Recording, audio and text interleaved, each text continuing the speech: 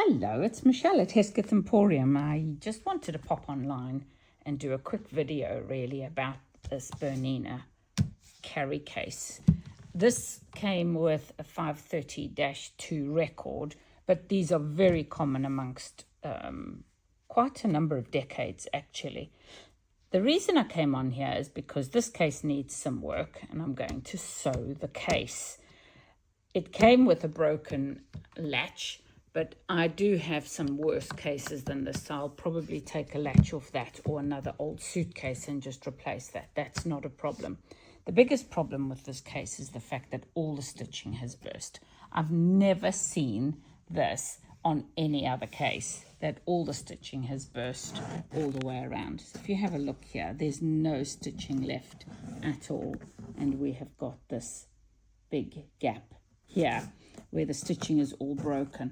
It's almost as if it's been rubbed off and just broken, but I don't know, it just doesn't, the case is in really good condition apart from that, so it just seems a really odd thing to have happened. Anyway, how would you repair this? No, most people are going to just say, no, I'm not going to, but honestly, the case is still in really lovely condition apart from that. So if I open it up, for its age, it's doing okay. And this whole interior could be recovered if you wanted to. This is just paper and you could recover the whole interior. And I'm considering doing that in fabric because I'm not bothered about it being in perfect original condition because some of it is broken. But what I have been doing is stitching it back together. And some of you are going to be like, excuse me, how? Well, you can see I've already done some stitching here and it looks quite nice. I could have done it in a different color if I'd had a different color, but I didn't. So this one has gone slightly off kilter, but I've just used the existing holes. How I've done that is using a canvas or tent awl. And this is what you can buy if you go and search online for a tent and canvas awl or a sail awl. And it's basically the wooden handle. Inside here is the reel of thread. This is a waxed thread that it comes with. Comes with different needles. I've been using the straight needle from a different one, but this one in here is the curved needle. I wouldn't use the curved needle. It'll take you off center and your holes won't be straight through. But I've put it in here just to show it to you because my other one broke and I've had to order some new needles. You can get this version of it from China on Amazon, for example, but I do not recommend this one. It does not work nearly as well because you can't store the thread in it and things like that. But if that's all you've got, it does the job. Not going to tell you how to use this because if you go online onto YouTube, you will find tons of videos on how to stitch using this stitcher. Okay, there's a specific brand name for some of them. What is it called? Swift Stitch or something like that. It's just a brand name, but there's many of them. Just look for an awl stitcher or a canvas stitcher, something along those lines. And basically what you are doing is making a stitch the same way your sewing machine does.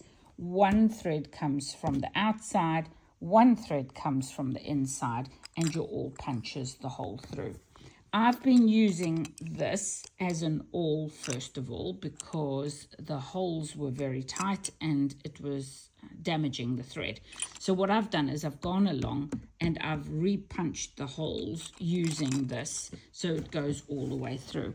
And why it's harder is because once the stitching was done originally, they've then put this cardboard reinforcement over it, and then to cover up the stitching they've put this nice piece of paper or card to cover up the stitching. So mine is going to be exposed unless I recover the whole thing, but I'm not worried about that. It's more about actually getting the case back together. So there's some stitching along there. I've got to heat these ones up to tie them back in. I'm not finished yet, So that I will do as I go along. But on the outside, you can see now I have got a nicely sewn case, and I've got to start a nicely sewn case over there, and I've got to start again over here when my new needles arrive and stitch all the way down to here. I won't be able to go past this point here because, unless I get a drill out, because this case has got this wooden block in here, and I can't get my awl through this wooden block. But what I will be able to do, if I'm really that worried about it, I can drill some holes into those and stitch it up. But honestly, if I start from here and stitch this entire case, it's going to be back to its former strength anyway. And then once that is done, I will start on here and I will do the lid as well, because that's also in shocking condition. There's only a few stitches here that are still in place, and over here where the handle is, which is why it must have been rubbed off or something, because the height of these latches is what's probably protected this thread all along over here and over here. Who knows? It's just very odd. But that is how you can replace and repair the broken case, the stitching on a broken Bernina case. So go ahead and find a video on YouTube for yourself, but I will also post a video for you in case you don't want to go hunting for one. So thank you for watching, and I hope that comes in handy. Do your repair before the whole case falls apart and you can't actually carry your machine in it. So have a wonderful day, everybody. Goodbye.